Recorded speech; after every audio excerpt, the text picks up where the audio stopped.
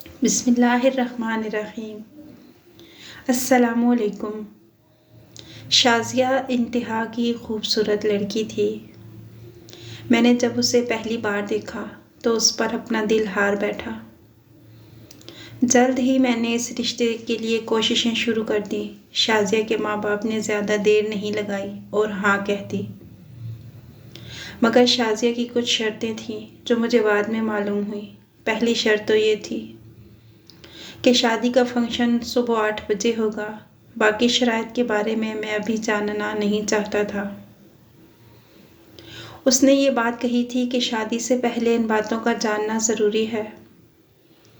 मगर मैं शाज़िया के इश्क में इस कदर पागल था कि मैंने किसी शर्त को खातिर में नहीं लाया।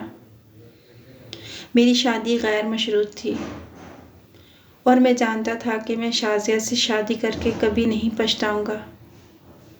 अप्रैल के पहले जुम्मा को हमारी शादी बखैर आफियत हो गई। शाज़िया को पाने का नशा ही अलग था। मैं तो आने वाले वक्तों के बारे में सोच सोच कर खुशी से फूले न समा रहा था। शाम को मगरिब से पहले ही शाज़िया रुखसत होकर मेरे घर आ गई। तकरीबन असर के वक्त मुझे उसके साथ खलवत नसीब हुई। मैंने उससे मुंह दिखाई का कीमती तोहफा दिया। मैं शुक्रिया अदा कर ही रहा था कि वो बोली, पहले मेरी शराइत सुन लें। अगर आपको मंजूर है तो सही, अगर नहीं मंजूर तो मुझे अभी और इसी वक्त तलाक दे दे।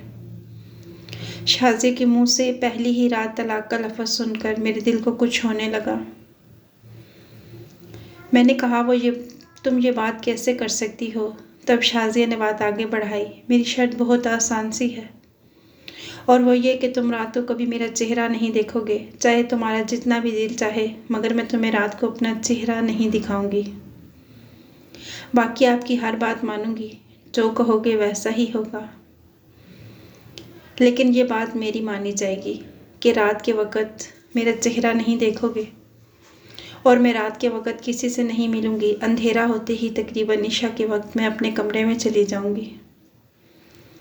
आप चाहो तो वहाँ रह सकते हो, चाहो तो बाहर घूम फिर सकते हो। ये पाबंदी नहीं कि मेरे साथ रहो। शाज़िया ने अपनी बात मुकम्मल की तो मैंने कहा, यह कैसी अजीब सी शर्त है। अगर इसकी वजह बता दोगी तो मैं तुम्हें कभी रात को अपना चेहरा दिखाने पर मजबूर नहीं करूँगा। मगर शाज़िया, बिना किसी वजह के मैं तुम्हारा चांद सा मुखड़ा रात को क्यों नहीं देख सकता? मैंने रोमानवी अंदाज में कहा। मुझे लगा कि ये शाज़िया की नाज़ो अदाएं हैं, मगर वह संजीदा थी। बोली, अगर रात को मेरा चेहरा देखा तो सो तलाक ले लूँगी। उसकी बात सुनकर मेरी हंसी गायब हो गई। मैंने कहा, ठीक है, तुम जैसी हसीन लड़की का मिल जाना ही गनीमत होगी। मैं रात को क्या दिन को भी तुम्हारा चेहरा नहीं देखूंगा। खैर, ये एक जज्बाती कदम था। मुझे शादी के पहले हफ्ते में ही मालूम हो गया कि इसकी कीमत चुकाना कितना मुश्किल है। मुझे जब भी कहीं बाहर जाना होता, रात को डिनर करना होता या दोस्तों ने मुझे खाने पर बुलाया होता तो शाज़िया मेरे साथ मौजूद ना होती। रफ्ता रफ्ता ये बात फैलने लगी कि शाहजैन की बीवी रात को बाहर नहीं निकलती। कुछ लोगों ने इसे शाज़िया की शराफत समझा, जबकि कुछ लोगों ने अजीबोगरीब किस्से घर लिए। बहरहाल, मैं इस सूरत हाल से बहुत तंग था। एक हफ्ता गुजरा तो शाज़िया ने अजीब हरकत शुरू कर दी। उसने हमारे कमरे का बल्ब ख़राब कर दिया, उतार कर बाहर फेंक दिया। मैंने कहा, यह क्या हरकत है? बोली, ऐसा इसलिए कर रही हूँ कहीं रात के वक़्त गलती से तुम लाइट ऑन ना कर बैठो और मेरा चेहरा ना देख लो। शाज़िया की बात सुनकर मेरा तजस्सुस बढ़ता जा रहा था। आखिर इसके चेहरे में क्या है जो मैं रात के वक़्त नहीं देख सकता? बहरहाल, हमारे दरमियान जो मुआहिदा हुआ था मैं उस पर कायम था। एक रात मैंने देखा शाज़िया बहुत बेचैन थी। वो बार बार अंदर जाती बाहर जाती, कभी अपने मुंह पर हाथ रख कर दुआएं करती। मैं समझ नहीं पा रहा था कि इसकी बेचैनी का सबब क्या है। उस वक्त मैंने उसे कुछ नहीं कहा, लेकिन मैं जान गया था कि शाज़िया की बेताबी की कोई तो वजह है कि वो हर वक्त किसी का इंतज़ार करती रहती है। उसकी निगाहें फ़ोन पर लगी रहती हैं। जैसे ही फ़ोन आता वो हल्की आवाज़ में बात करने लगती। हम दोनों के बीच में शक जैसी कोई बात नहीं थी, इसलिए मैंने कभी उसका फ़ोन सुनने की कोशिश नहीं की। मगर एक दिन मुझे शाज़िया की बात करने के बाद उनके रवैये से अंदाज़ा हुआ कि वो किसी और को फ़ोन करती है। मतलब ये कि उसके मैके का फ़ोन नहीं होता, बल्कि वो किसी और शख्स से बात करती है। जब शाज़िया ने आखिरी बार फ़ोन पर बात की तो मैंने एक मर्दाना आवाज़ सुनी, जिससे अंदाज़ा हुआ था कि शाज़िया किसी गैर शख्स से बात करती है। अब तो जैसे मेरी ज़िंदगी का सुकून लुट गया। मेरी बीवी खूबसूरत तो थी, मगर खूबसीरत ना थी। मैंने सोच लिया कि अब शाज़िया पर भरोसा करने की बजाय मैं मामले की तह तक पहुंचूंगा और जल्द ही शाज़िया का चेहरा भी रात के वक्त देखूंगा, ताकि मुझे समझ आ जाए कि मामला क्या है। एक दिन मैं ऑफिस से ज़रा जल्दी आ गया। उस दिन शाज़िया बाहर टहल रही थी। उसकी बेचैनी उसके चेहरे से देखी जा सकती थी। मुझे अंदर आता देखकर हैरत से बोली, आप इस वक्त? आप तो रात को 8 बजे आते हैं, आज जल्दी क्यों आ गए? उसकी हैरानी देखकर मुझे गुस्सा आया। क्यों तुम मेरे जानने के बाद ऐसा क्या करती हो कि मेरे आने से तुम्हें इस कदर हैरानगी हुई? मैंने गुस्से से पूछा। कहने लगी, नहीं ऐसी कोई बात नहीं। इतने में दरवाजे पर बेल बजी। मैंने मशकूक नज़रों से शाज़िया को देखा तो शाज़िया का रंग नीला पड़ गया। मैंने दरवाज़ा खोला तो सामने एक आदमी खड़ा था जो पुलिस की वर्दी में मलबूस था। उस वक़्त मेरे सामने कोई और होता तो शायद मैं शक करता, मगर इंस्पेक्टर मज़हर हयात को अपने सामने देखकर मेरा सारा गुस्सा झाग की तरह बैठ गया। इंस्पेक्टर मज़हर हयात मेरा दोस्त था। हम दोनों एक दूसरे को काफ़ी अरसे से जानते थे और मेरी इससे बातचीत भी होती थी, मगर काफ़ी अरसे से मुलाकात नहीं हुई। यूँ कहिए कि 2 साल से हम दोनों नहीं मिले थे। मैं जानता तो था कि वो हमारे ही इलाके के थाने में इंस्पेक्टर तैनात है, मगर मसरूफियत की वजह से हम दोनों की मुलाकात नहीं हो पाई थी। यूँ अचानक मज़हर को अपने सामने देखकर मुझे हैरत हुई, मगर उसने हैरत का ज़्यादा इजहार नहीं किया। फ़ौरन ही मेरे गले लग गया और बोला, कहाँ थे तुम यार? इतने अरसे से मुलाकात नहीं हुई। अंदाज़ तो बिल्कुल नॉर्मल था।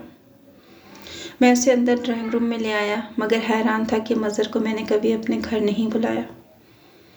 इससे कैसे पता कि मैं यहाँ रहता हूँ? बातों बातों में मैंने मज़हर से दरियाफ्त करने की कोशिश की। बोला, यार ये भी कोई बात है? हम पुलिस वालों को अपने इलाके के हर बंदे का पता होता है। तुम तो फिर दोस्त हो। मज़हर की बात सुनकर भी मैं मुतमईन नहीं हुआ था, क्योंकि मैंने शाज़िया को मज़हर का मुंतज़िर पाया था। मैं जानता था जिस अंदाज से वो टहल रही थी, यकीनन वो किसी का इंतज़ार कर रही थी। इत्तेफाकन वो शख्स मज़हर निकला तो मज़हर ने मुझसे मिलने का बहाना कर लिया। अब बात मेरी समझ में कुछ आ गई थी, मगर मैं जानना चाहता था कि आखिर मज़हर और शाज़िया के बीच क्या है। इसलिए मैंने शाज़िया पर मज़ीद शक करना छोड़ दिया। मेरे दिल में जो भी बात होती मैं अपने दिल में ही रखता, शाज़िया पर किसी किस्म का इजहार ना करता। एक दिन मैंने सोचा कि ये मुझे धोखा दे रही है, तो मैं भी इसके साथ वो करूँगा जो इसने सोचा नहीं होगा। मैं दिल ही दिल में दूसरी शादी की तैयारियां करने लगा, लेकिन फिर सोचा एक बार सब कुछ अपनी तरफ से ठीक कर लूँ। उस रात मैंने शाज़िया का चेहरा देखना था। मैं जानना चाहता था कि शाज़िया मुझसे अपना चेहरा रात के वक़्त क्यों छुपाती है। इसके बाद मज़हर हयात वाली गुत्थी भी सुलझ जाती, लेकिन पहले इसके चेहरे को बेनकाब करना ज़रूरी था। रात के वक़्त चूँकि एक कमरे का बल्ब तो बंद होता था, सो मैंने अपने पास छोटी सी टॉर्च रख ली। शाज़िया मेरे पास आई तो मैंने उसका बाजू थामा ताकि वो बर वक्त भागने ना पाए, और फिर अपनी जेब से टॉर्च निकाल कर रोशनी उसके चेहरे की तरफ की तो मेरी चीख निकलते निकलते बची। हैरत के बारे में मुझसे बात ना हुई। शाज़िया, तुमने मुझे इतना बड़ा धोखा दिया। आखिर मुझसे इतनी बड़ी बात तुमने क्यों छुपाई? मैं तो तुमसे सच्ची मोहब्बत करता था, ऐसा करने की क्या ज़रूरत थी? मैंने नफ़रत से शाज़िया की तरफ देखा। उसके चेहरे के तासुरात एकदम बदल गए। कहने लगी, मैं आपको सब कुछ बता दूंगी। खुदारा आप मेरी बात सुन लीजिए। आपको जो भी शक है मैं वो सब दूर कर दूंगी। आपका दोस्त मज़हर हयात, मैं उसे जानती हूँ। आपको शक है, मैं आपको सब बताती हूँ। तो शाज़िया रोते हुए मेरे पाँव पकड़कर बैठ गई। इस कदर मिन्नत कर रही थी कि मैं चाहकर भी उसे धक्का नहीं दे सका। बताओ शाज़िया, क्या बात है? क्यों तुमने ऐसा किया? मज़हर हयात से तुम्हारा क्या ताल्लुक़ है? मैं अब बड़े तहम्मुल से उससे कह रहा था, क्योंकि मैंने सोच लिया था अगर ये औरत मुझे धोखा दे रही है तो मैं दूसरी शादी कर लूँगा। उसे वो दुख दूंगा कि सारी ज़िंदगी नहीं भूल पाएगी। तब शाजिया ने जो बात सुनाई उसे सुनकर मेरा भी दिल रंजीदा हो गया। वो कहने लगी, आप जानते हैं हमारा घर किस कदर मॉडर्न है। मैंने जब होश संभाला तो अम्मी अब्बू को अपने से दूर पाया। वो मुझे नौकरों और नौकरानियों के रहमो करम पर छोड़कर खुद अपने कामों से निकल जाते। मैं जब अम्मी से कोई बात करती तो वो मुझे पैसों की गड्डी थमा देती या शॉपिंग करवाने ले जाती। मुझे तो ममता की ज़रूरत थी, मैं उनके प्यार की प्यासी थी। मगर माँ ने कभी मेरी तरफ मुड़कर भी नहीं देखा। उनके इस रवैये ने मेरे अंदर बहुत सारी महरूमियाँ पैदा कर दी। पहले पहल तो मैंने अपने नौकर और नौकरानियों से दोस्ती की, मगर जब एहसास हुआ वो सिर्फ मेरे पैसे की अहमियत को समझते हैं, मेरे जज्बात की कदर नहीं करते, तो मैंने नौकर और नौकरानियों से बातचीत करना छोड़ दी। अब मेरी ज़िंदगी में भरपूर खला आ गया था। मेरी माँ ने मुझे कभी भी अपने ऑफिस आने की इजाज़त नहीं दी थी। हमेशा यही कहती कि ऑफिस आने से पहले मुझे बता देना, क्योंकि मेरे 1000 काम होते हैं और ये ना हो कि तुम आओ तो मैं अपने कामों में मसरूफ़ हूँ। मेरा दिल बहुत मजबूर था, मैं बहुत उदास रहती। एक दिन दिल परेशान हुआ तो सोचा अम्मी को फ़ोन करूँगी तो देर हो जाएगी। मैंने गाड़ी निकाली और अम्मी के ऑफिस चली गई। मगर जैसे ही ऑफिस के दरवाजे से अंदर दाखिल हुई, अंदर का मंजर देखकर मेरा दिल बुझ गया। मैं अपनी माँ के बारे में ऐसा सोच भी नहीं सकती थी कि मेरी माँ इस कदर रोशन ख्याल हो सकती है कि वो अखलाकियात को ही भूल चुकी थी। उसी एक लम्हे ने मेरे अंदर बगावत पैदा कर दी। मुझे उन औरतों से सख्त नफ़रत महसूस हुई जो लोगों को भलाई के दर्स देती हैं और ख़ुद उनका किरदार किस कदर भयानक होता है कोई सोच भी नहीं सकता। मुझे अम्मा से नफ़रत हुई तो मेरी शख्सियत भी बदल गई। मैं नाइट क्लब्स में जाने लगी, मलबूसात ऐसे पहनती कि हर कोई मेरी तरफ मुतवज्जे हो जाता। अगरचे मैं सब में खुश नहीं थी, मगर फिर भी न जाने क्यों मेरी रूह को एक तस्कीन मिलती कि मैंने अपनी माँ से बदला लिया है। हालांकि ये करके मैं खुद को नुकसान पहुँचा रही थी।